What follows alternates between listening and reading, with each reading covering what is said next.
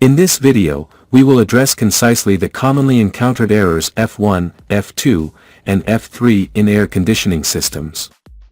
We will analyze their meanings, possible causes, and how to resolve associated issues. Most air conditioning units typically have two temperature sensors.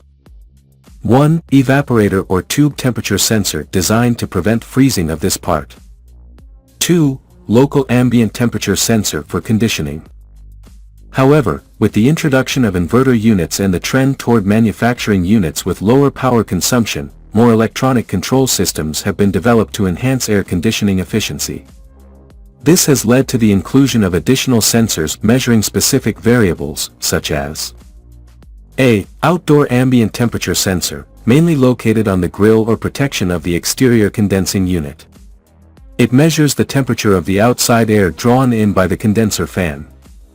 B. Temperature sensor at the condenser outlet, used to approximate refrigerant subcooling at that point.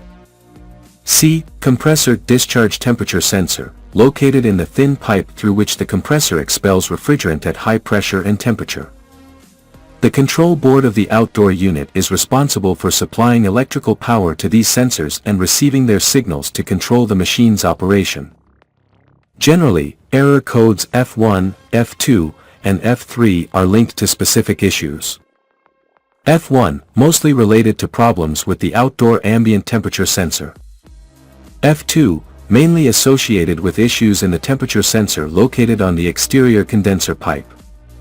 F3, primarily related to problems with the temperature sensor located on the compressor discharge or thin pipe. Regarding the resolution of these problems, irrespective of the affected sensor, the recommended procedure is as follows. 1. Disconnect the equipment for several minutes and restart it to check if the problem persists. 2. If the problem persists, focus the diagnosis on the outdoor unit located outside the conditioned space. 3. Locate the sensor according to the error code and visually inspect to ensure it is securely positioned at the measuring point and not loose. 4. Rule out moisture on the sensor and clean it with a dry cloth. Also, check for potential false contacts between the sensor and the external electronic board, as well as the condition of the wiring.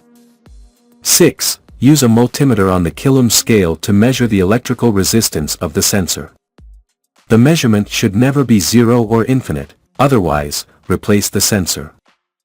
7. If you don't have the manufacturer's resistance values, rub the sensor with your hands and observe if the multimeter registers changes in the measured value. It should decrease as you rub the sensor. If not, replace the sensor.